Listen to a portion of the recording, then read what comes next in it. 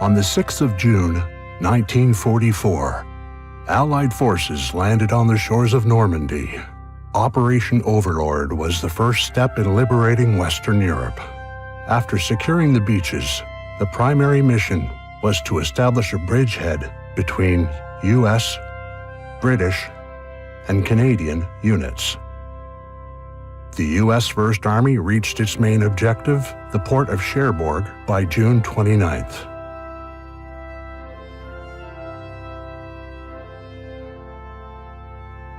British and Canadian forces moved east towards Caen, but faced strong German resistance, which slowed down their progress considerably.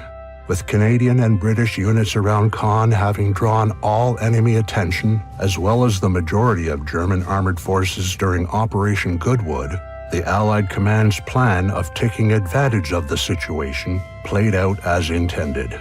The U.S. First Army was ordered to advance south and secure St. Lo. Though largely destroyed by bombing, the city was finally liberated on July 20th. With the intention to push further south, Allied command developed a plan dubbed Operation Cobra. Following massive aerial bombardment of enemy defensive positions, the main task for the infantry divisions was to break through German defenses, allowing the armored divisions to penetrate further and complete their objectives. The 1st and 9th Infantry Divisions were tasked with taking the town of Marigny. Doing so would free up the 3rd Armored Division to proceed further in the directions of Coutances and Cerisy-la-Salle. The 2nd Armored Division, supported by the 4th and 30th Infantry Divisions, was to press on towards Saint-Denis-le-Gast, Percy, and Tessy-sur-Vire. The 4th and 6th Armored Divisions would support the entire operation from the Perrier and Lassay regions in the north. The principal objectives of Operation Cobra were to break out from German defenses and, if successful, push on south to the area around the town of Avranches. Accomplishing these hugely important goals would open the door for the Allies to continue into Brittany and, eventually, deeper into the European continent. Each hour of the operation was set at 1300 on July 24th, 1944.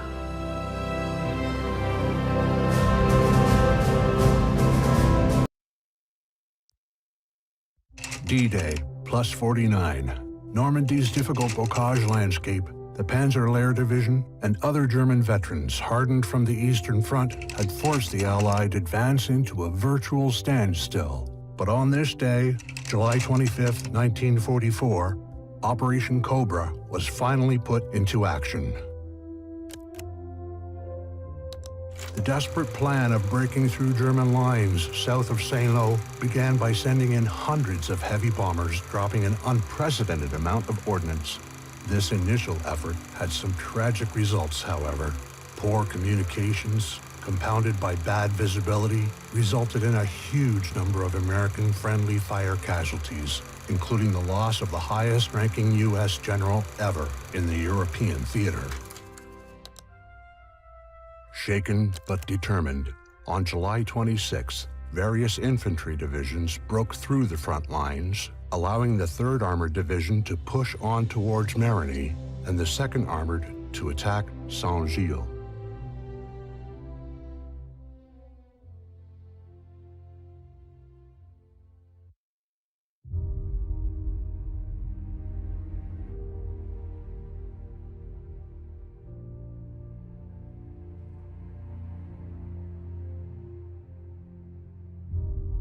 All right, listen up. Most of you know the drill, but for those who don't know me, my name is Colonel Oliver Sepmeyer. I'm your commanding officer in this overgrown hedgerow from hell. If you follow my orders to the letter, you might just live to fight another day. Now let's get down to business. Operation Cobra is on, and our first objective is to free the town of St. Gilles from the Germans. This morning, our air raids hit numerous targets around the town. We can confirm the Germans saw moderate losses. However, the German-held strong points in the northwest and northeast are still very much intact. The bastards took a licking from our bombers, but they haven't thrown up their hands just yet. And now they've brought in anti-air and mortars that are threatening to cause a major snafu. Able, Easy, and Charlie, our armored infantry, will lead the main assault on the town from the north. This combined force can approach the town by the western or eastern road. The roads around the flanks of St. Gilles are littered with enemy mines. Baker, our support squad with the combat engineers, will clear out those mines in order for mechanized reinforcements to move in either from the west or from the east.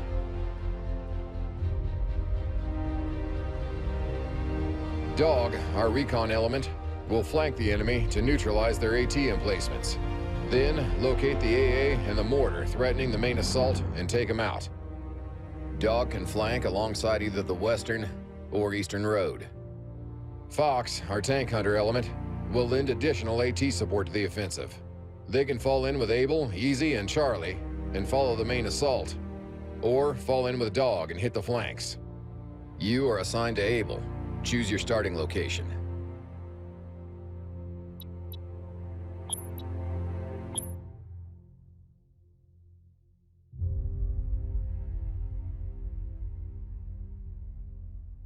Able, Easy, and Charlie will neutralize the enemy's eastern road strongpoint and then push down the road to reach St. Gilles. Baker will clear the minefields on the road for the mechanized units to move into the city from the east. Dog will hit the east flank along the main road and take out the AT guns, hunting down and silencing the enemy AA and mortar, and then providing TAC for close air support.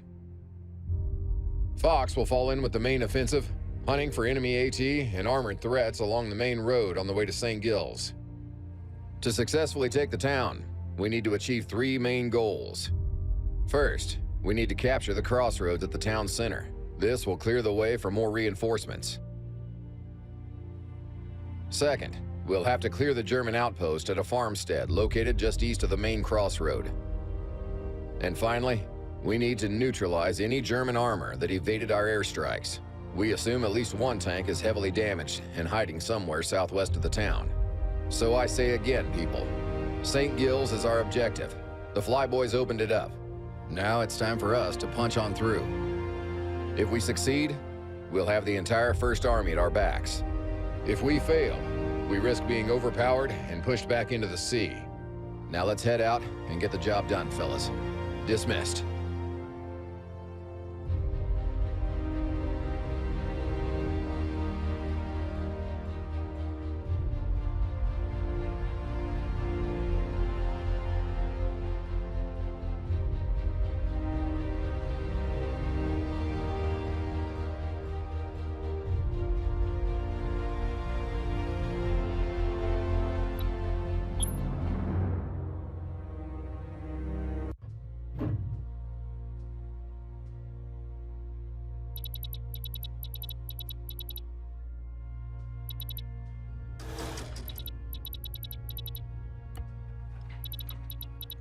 Prowler 3 calling all units.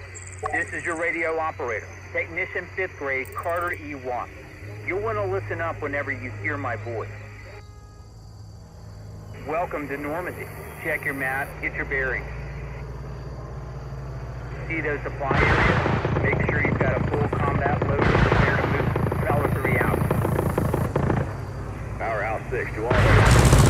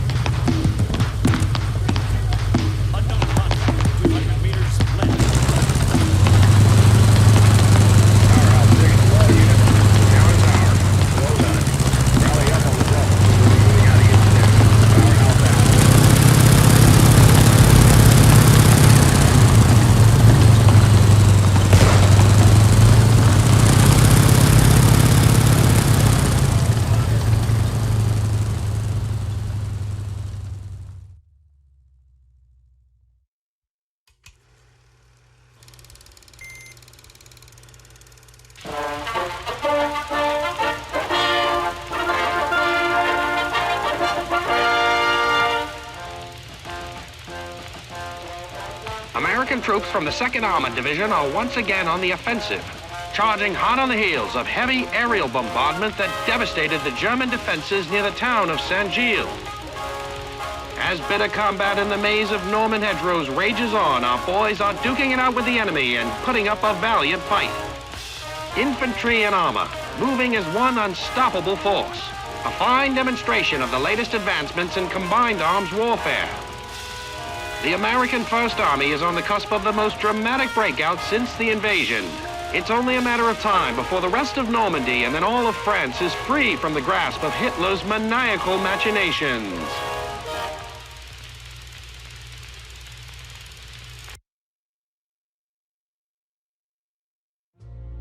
From dawn on July 26th, it took Allied P-47 Thunderbolts almost 200 air missions in and around Saint-Gilles to reduce the town defenses and prepare an entry point for U.S. ground units moving in from the north.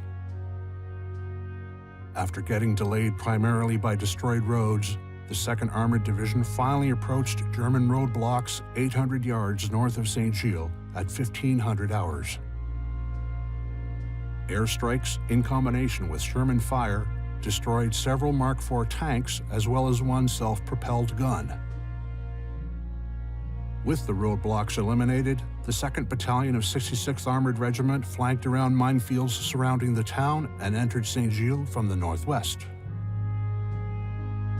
Confused and disorganized by morning air raids and worn down by the brisk ground battle that ensued, the German defenders of Saint-Gilles weren't able to hold their positions.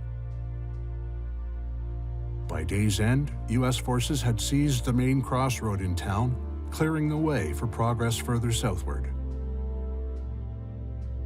It was then the American High Command considered full penetration of enemy lines a success.